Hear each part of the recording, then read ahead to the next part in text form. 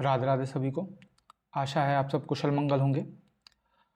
आज के वीडियो में, आज के इस सेशन में हम इंटरव्यू में पूछे जाने वाले कुछ क्वेश्चंस देखने वाले हैं, जो कि मेडिकल बिलिंग का जब भी इंटरव्यू आपका होता है तो उसमें जो क्वेश्चन पूछे जाते हैं।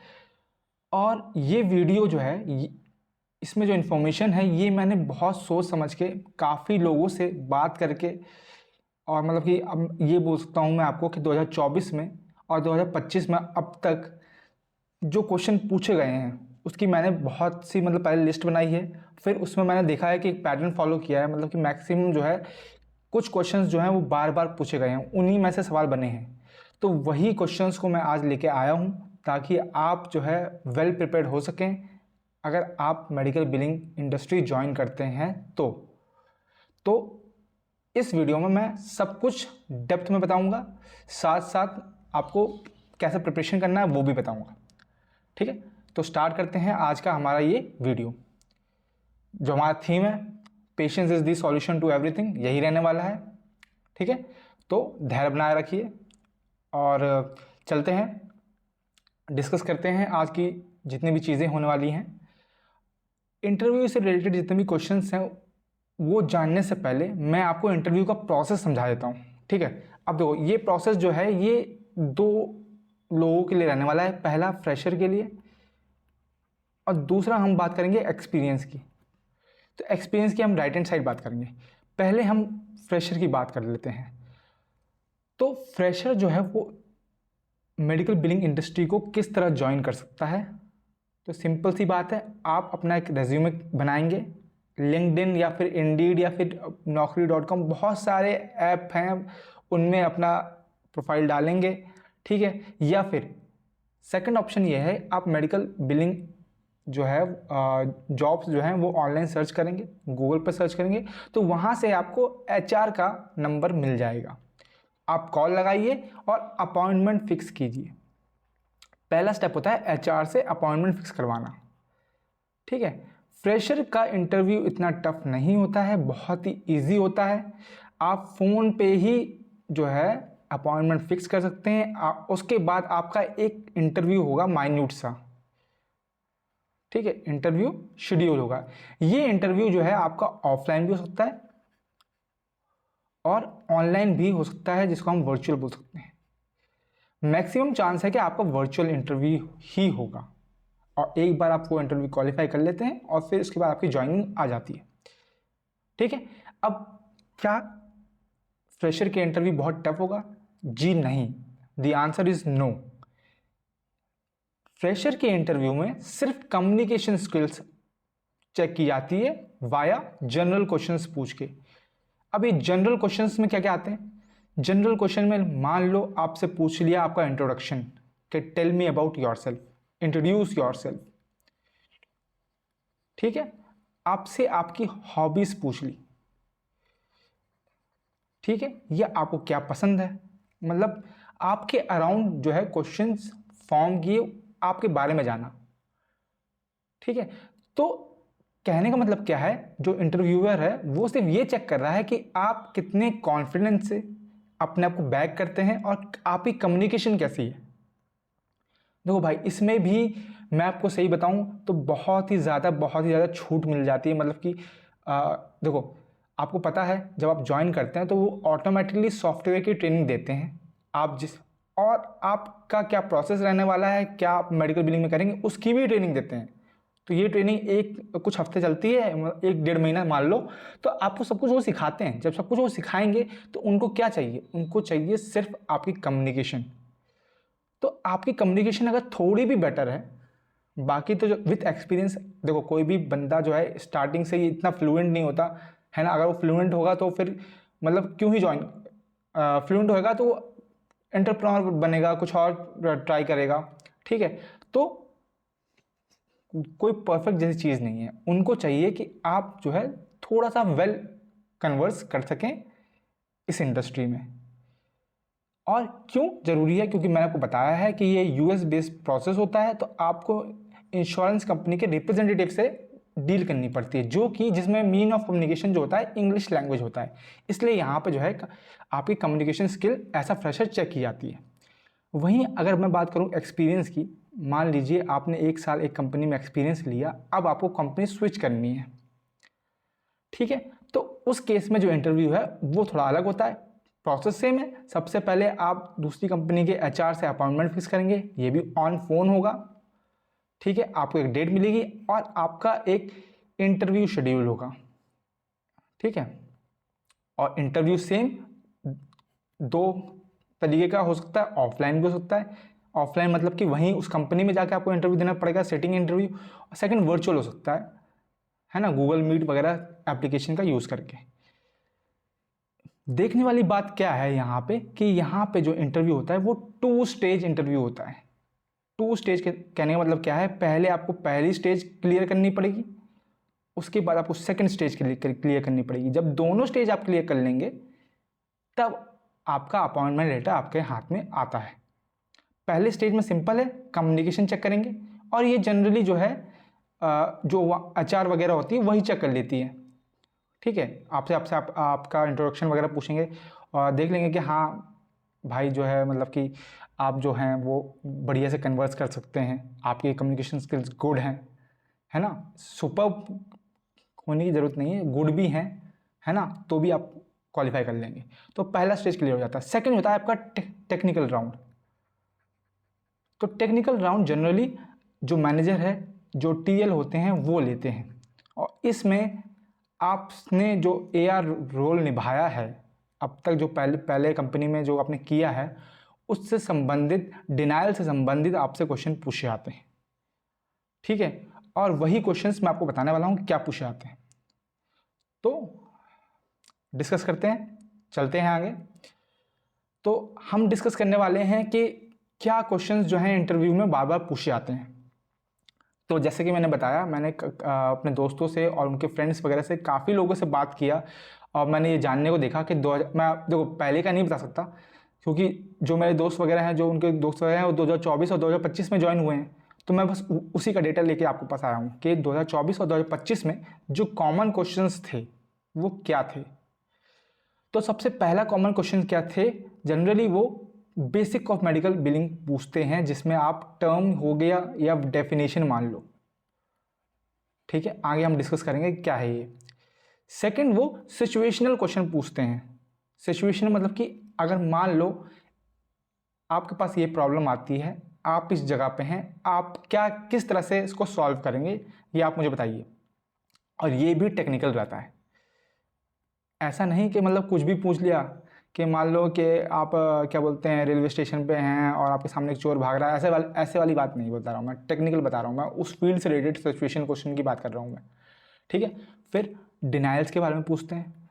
क्या सारे डिनाइल्स पूछते हैं जो मैंने करवाए हैं? नहीं, कुछ डिनाइल्स जो हैं वो बार बार पूछते हैं, कुछ बहुत ही मोस्ट रिपीटेड हैं, मैं उनके बारे में आपको बताऊंगा। और लास्ट है जनरल, लास्ट जो है वो आप मॉडिफायर्स पूछ लेते हैं कि भैया कौन से मॉडिफायर हम इस सिचुएशन में यूज़ करते हैं। तो ये 4 तरह के बेसिक क्वेश्चंस हैं जो कि इंटरव्यू के दौरान पूछे आते हैं। तो मैंने ऑलरेडी आपको पता है पूरा ओवरव्यू बेसिक से लेकर एडवांस तक, डिनाइल्स वगैरह सब कुछ समझा रखा है। तो यहाँ पे मैं सिर्फ आपको जो एक पॉइंट टू पॉइंट बात बताऊँगा, और मैं बताऊँगा कि आप कहाँ से इस चीज़ को कवर कर सकते हैं। चलते हैं पहले क्वेश्चन, टाइप ऑफ क्वेश्चन की तरफ, यानी कि बेसिक्स की हम बात कर रहे हैं। तो बेसिक्स ऑफ मेडिकल बिलिंग, तो इसमें जैसे कि मैंने बताया कि क्या पूछ सकता है। तो सपोज वो पूछ सकता है कि बताओ डिडक्टिबल क्या होता है ना। डिडक्टिबल को मैंने बता रखा है। कोपे क्या होता है, उसकी डेफिनेशन क्या है। को इंश्योरेंस क्या होता है ना। आपका रोल क्या रहता है, रोल ऑफ एआर क्या होता है, आपने क्या काम किया है ना, किस डिनाइल पे आपने काम किया है वो आप मुझे बताओ, जनरल क्वेश्चंस। या फिर जो मैंने आपको टर्मिनोलॉजी वाला जो वीडियो मैंने कराया है उसमें कोबरा एक्ट है, कोबरा के एक्ट के बारे में पूछ लेता है कि बताओ ये कोबरा एक्ट क्या है, क्लिया क्या है, और बर्डे रूल क्या है। ये 6-7 क्वेश्चन हैं, ये बार बार पूछ लेता है वो, मोस्ट रिपीटेड क्वेश्चंस हैं ये, ठीक है। तो ये सब मैंने टर्मिनोलॉजी वाले वीडियो में ऑलरेडी कवर कर रखा है, एक बार आप देख लेंगे तो आपको क्लियर हो जाएगा, ठीक है। आगे चलते हैं। आगे सिचुएशन क्वेश्चन है। अब मैं आपको सिचुएशन देता हूँ, आप एग्जांपल के तौर पर समझिए। ठीक है, मान लो आप जैसे आप एक्सपीरियंस है तो आपने कंपनी ज्वाइन कर रखी, तो आप प्रीवियस कंपनी में आपके पास एक डिनाइल आया। ठीक है, और उस डिनाइल के बेसिस पे आपने इंश्योरेंस रिप्रेजेंटेटिव से बात करी। जब आपने इंश्योरेंस रिप्रेजेंटेटिव से बात करी तो रिप्रेजेंटेटिव ने बोला कि इसकी जो पॉलिसी है ना, इंश्योरेंस की जो पॉलिसी है वो ख़त्म हो चुकी इसलिए हमने ये क्लेम को पेड नहीं किया है ना। जब पॉलिसी ख़त्म होगी तो क्लेम हमने पेड नहीं किया। तो ऐसे में आप क्या करेंगे, ये क्वेश्चन आप पूछ सकता है। सिचुएशन बना दी उसने, एक सिचुएशन क्रिएट की और उसने सीधे सीधा पूछ लिया कि आप क्या करेंगे। तो अब देखो ये कौन सा वाला है कि ये कौन सा वाला डिनाइल है, डिनाइल है ये कवरेज टर्मिनेटेड वाला, है ना, कि जहाँ पे मैंने बताया था कि कवरेज अगर टर्मिनेट हो गया तब आप क्या करेंगे।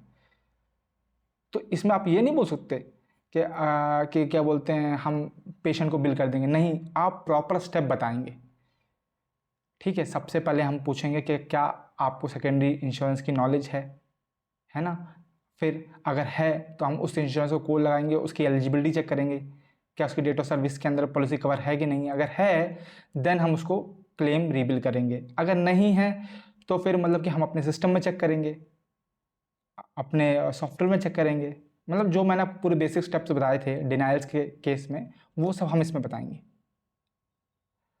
ठीक है, तो इस तरह से सिचुएशन क्वेश्चन आपसे पूछ सकता है।